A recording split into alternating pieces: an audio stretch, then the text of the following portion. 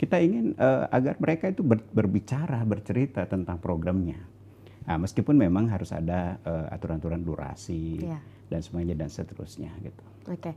Nah, tadi kan memang Pak Firdaus sendiri sudah menjabarkan bahwa beberapa poin penting mengapa kita harus menonton debat. Nah, yang ingin juga mungkin sedikit saya sampaikan bahwa jika dikategorikan secara besar, seluruh masyarakat Indonesia saat ini sebenarnya terbagi 3 bagian, Pak. Yang pertama, mereka yang sudah menetapkan pilihannya kepada salah satu capres-cawapres.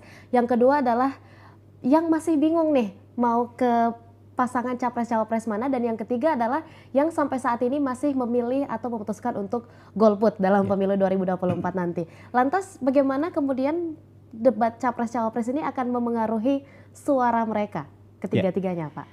Jadi kita sangat berharap dari debat ini ada pengaruh. Nah, karena kalau kita melihat hasil survei, hasilnya masih cenderung monoton.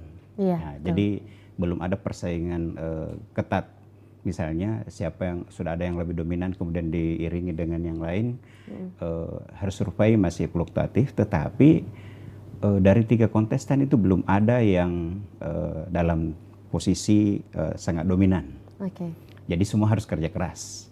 Nah, salah satu ruang untuk menunjukkan diri, mempengaruhi pemilih adalah melalui debat ini.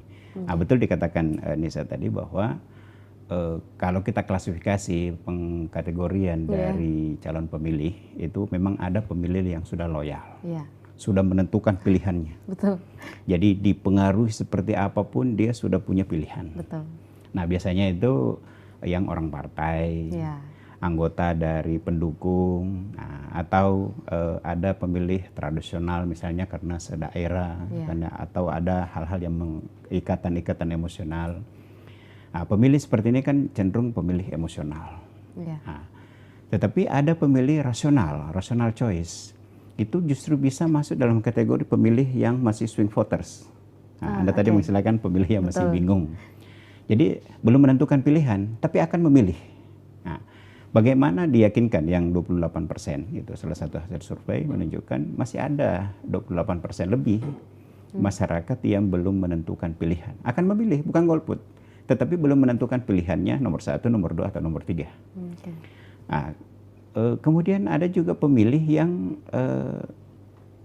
Download Tribun X sekarang, menghadirkan lokal menjadi Indonesia.